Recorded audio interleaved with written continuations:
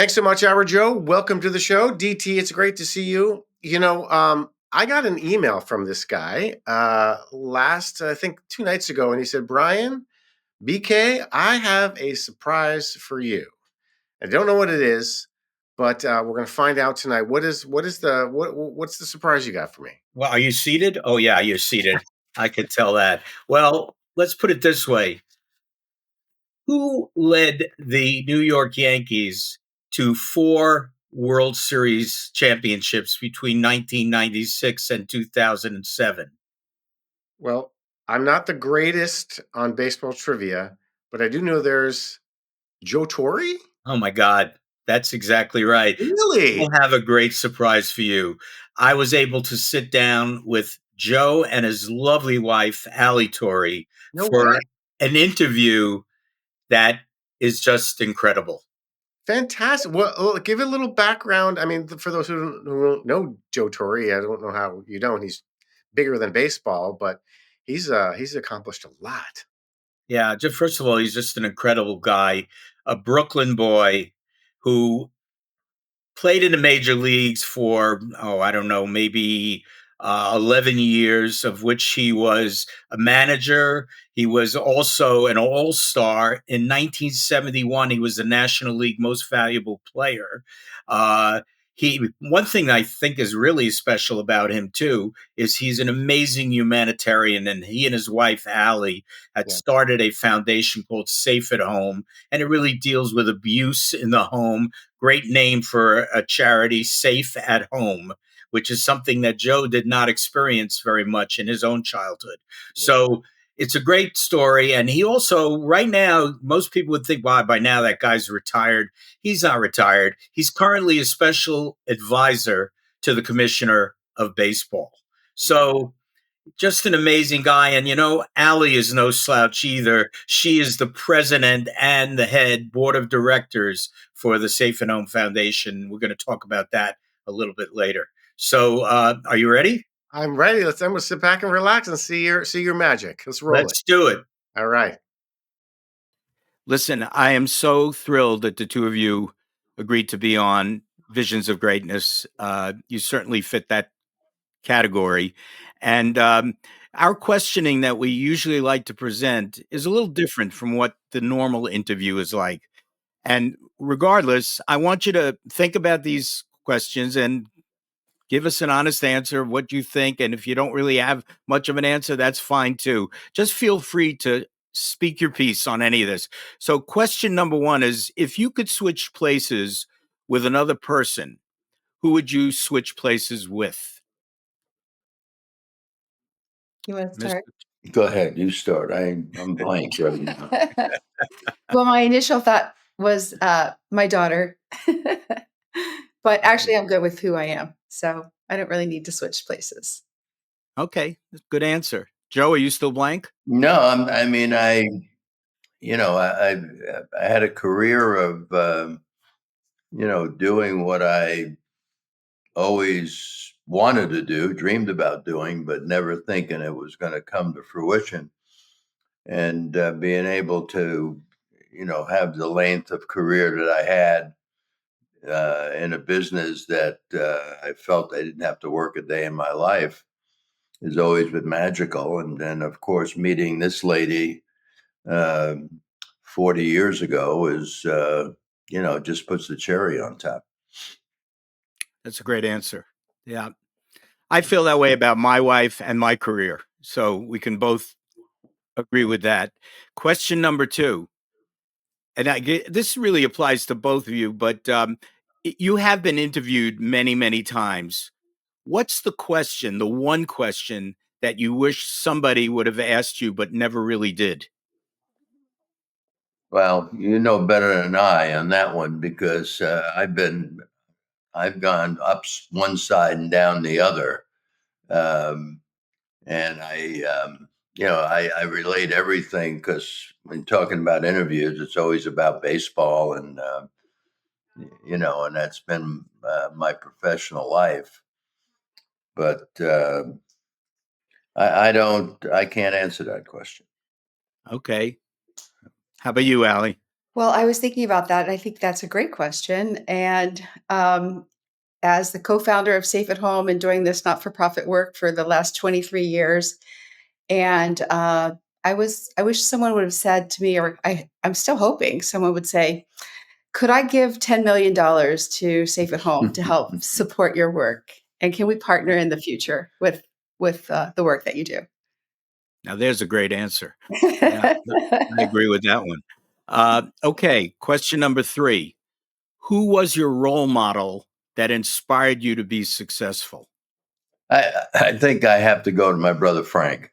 I mean, it Mm, was tough love. He's 8.5 years. He was 8.5 years older than I. I'm the youngest in the family, and basically he was next youngest. But he played professional ball and had a measure of success. He was in a couple of World Series in 57, 58 with the Braves against the Yankees. But he always set the bar really high. And it was like a love hate thing. It was tough love when take yourself out of the situation and know what how he went about things.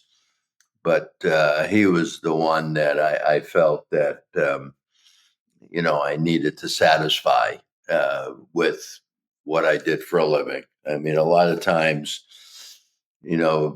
guys would probably say their dad, but I didn't have that kind of relationship with mm. my dad. Yeah, I'm aware of that. You and I, not to get into any details, but we had some good talks in the times I Yep. was looking at your eyes, and I had some similar experiences. So I totally agree with, that comment that you made.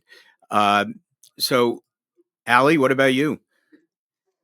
I would say my mom and dad. I'm one of 16 children, and Wow. they gave me such great, you know, love and support, and um, really had to become independent very early on.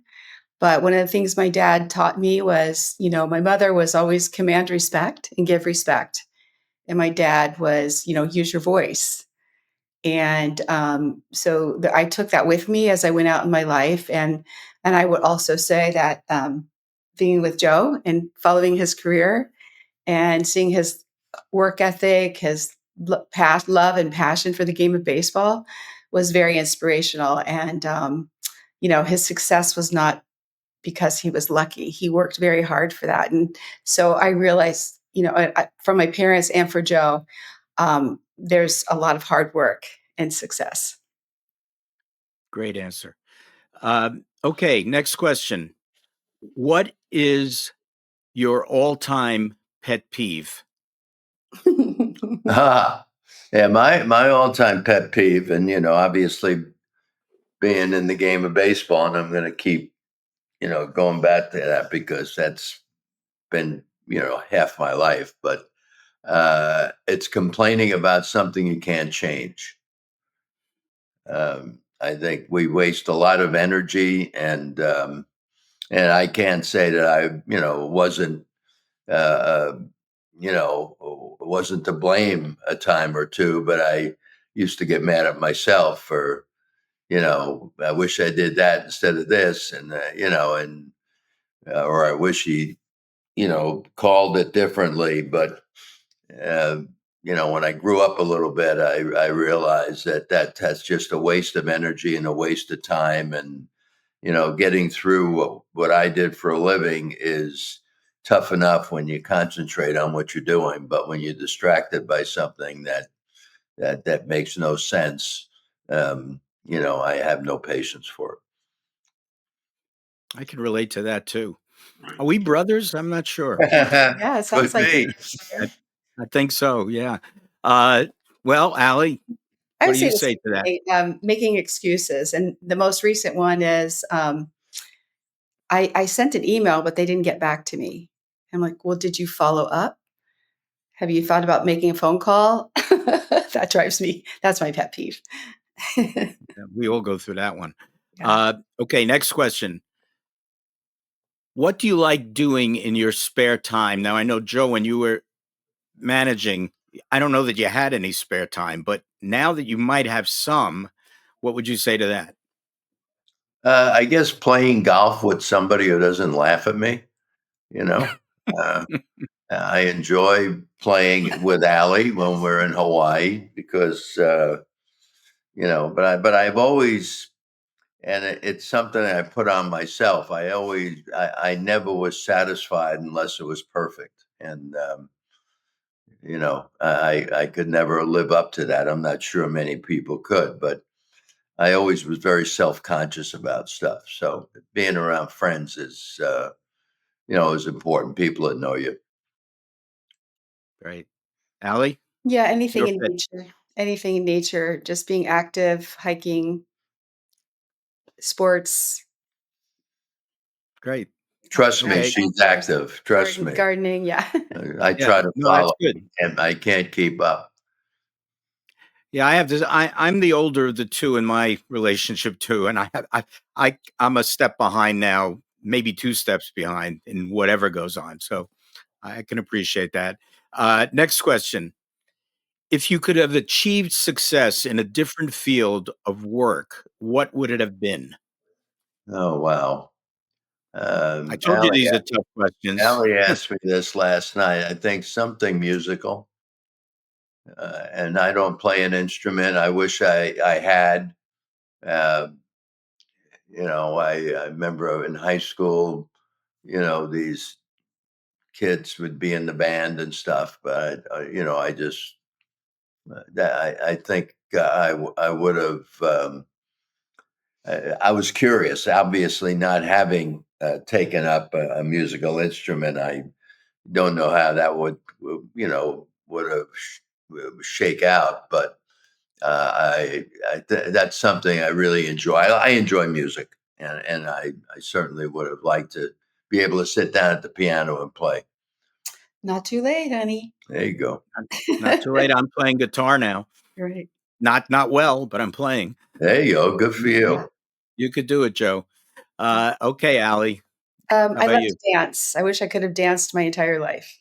Yeah. Uh-huh. You could have danced all night. Yes. I love to dance, so that would have been a fun Mhm. profession, I think. Excellent.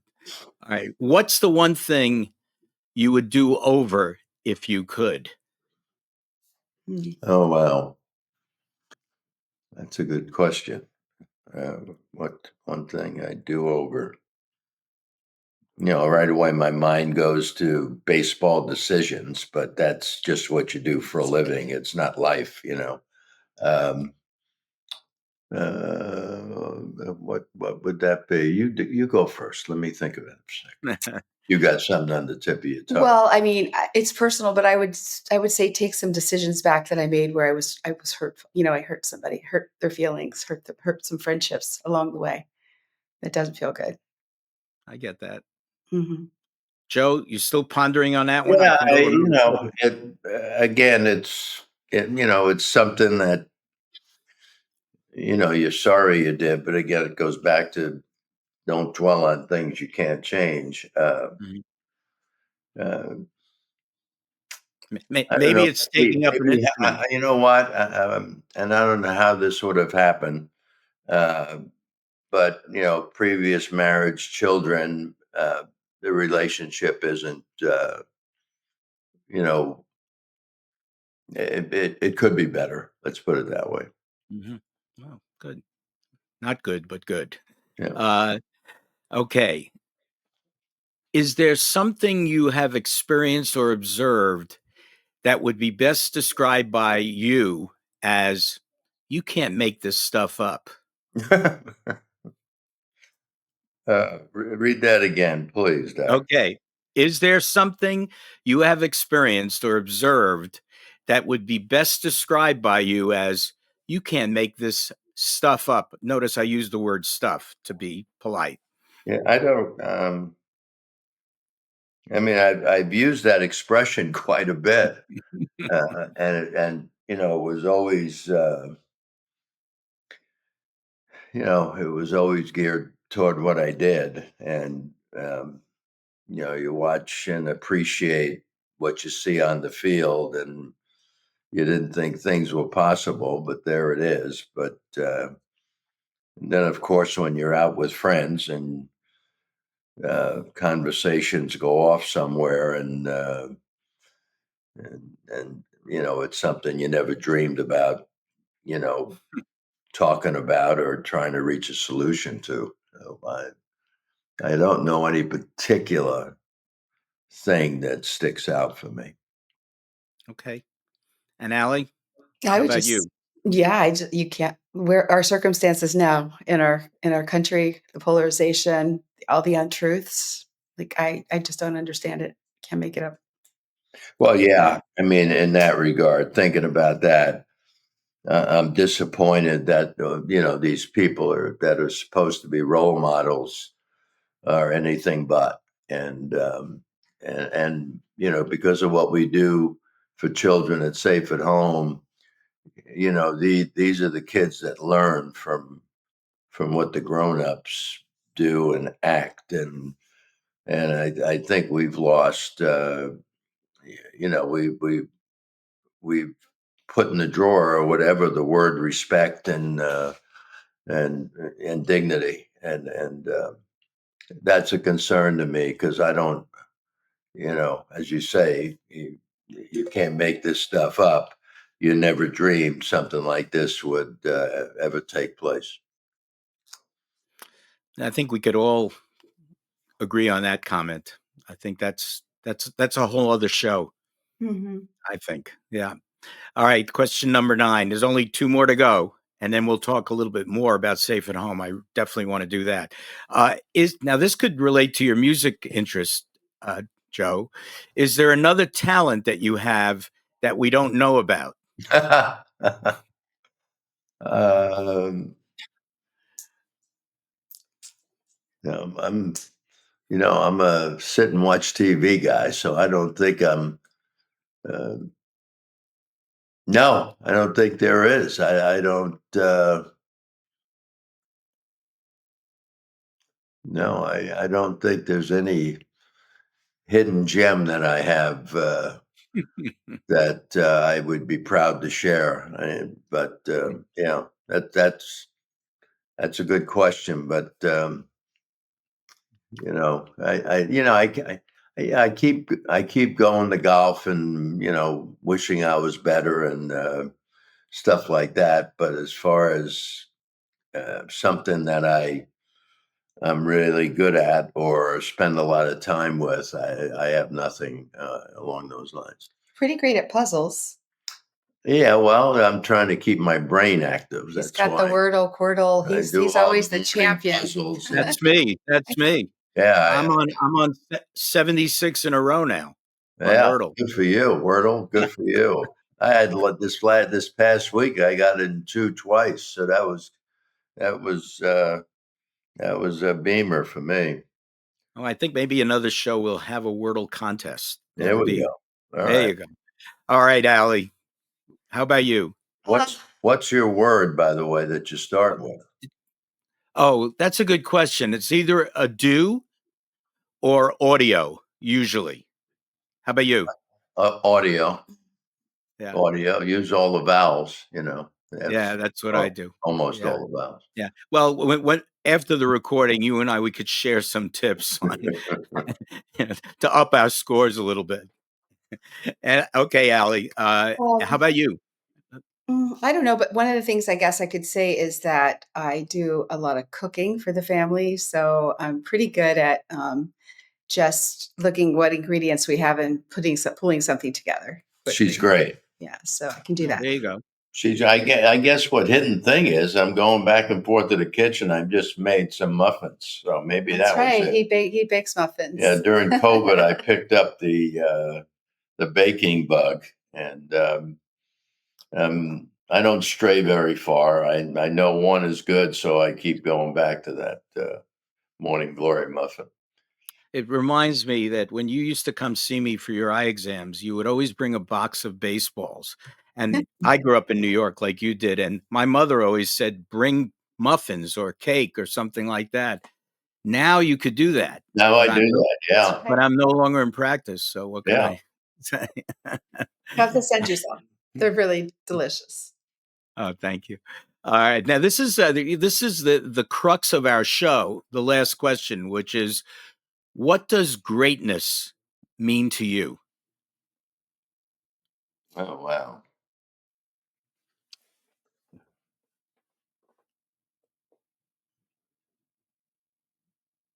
Well, um, to me, greatness, uh, I know it could be accomplishment, but anything that would mean a lot to other people. Hmm. Um, and being here in New York and having the success that we had while I was a manager, you don't realize how many people that you touch. And when I go out to make appearances and stuff, and all these people tell you how much they appreciated, you know, the team that I managed and that, because you don't know that and until you go out and about, because you're only doing what you're doing, and and I had a special group, but knowing how many people still talk about something that happened 30 odd years ago, and to me that's important. you know what I feel I accomplished is all well and good, but to understand how it affected other people in a positive way means a lot. Yeah. I love that. Good. Mhm. And Allie, what does greatness mean to you?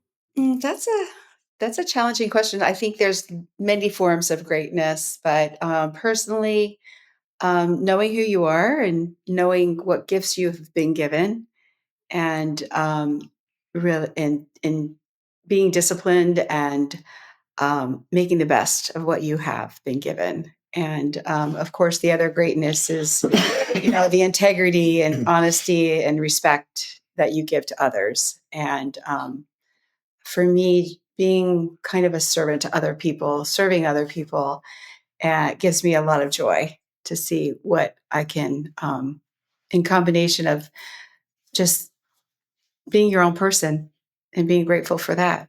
Doc, So I hit the gratitude. jackpot. I hit the You jackpot did. with this You young did. lady. Yes, You definitely. did. Yeah, oh, you definitely did. I said in my Hall of Fame speech that I finally met someone my mom would have approved of, and Ah, yeah. I love it. I love it. I don't know you. I don't know Allie as well, but I do know both of you. I feel fortunate to know the two of you because of that point that you made. Because I always felt that you were really good, down to earth, caring people. And to me, that's the highest praise Oh, of thank all. you. Well, we Yeah. enjoy Thank you. knowing you as well. Well, thank We you. have Thank you. energy. Yeah. Well, speaking about all the good things that you guys do, now is the time to talk about Safe at Home. Please express whatever you'd like to say so that our viewers and listeners can find out more about Safe at Home. Mm. Well, it goes back many years, so it's hard to condense it into a small podcast. But we started 23 years ago. Joe had a lot of success with the Yankees, of course, and Joe and I have been together for 44 years, and it was difficult for me to have a career. And so we'd go from city to city, and I would get involved in different types of charities. And we were here in New York, and I felt that at the time we really had the opportunity, because we had a platform to talk about something that was important to us, where we could contribute to the community. And we were so blessed. So it felt like it was good time to give back in a way that could be positive for the community. And so we went out to dinner one night, and they said, "Okay, well, what are we going to do?" And Joe mentioned domestic violence. And it wasn't until then that I really understood the type of consequences that domestic violence and abuse has on an individual and how that stays with them their entire life. I had worked on a domestic violence rape crisis hotline when I was in college. And so I heard these stories firsthand, and Joe was always supportive of that for me.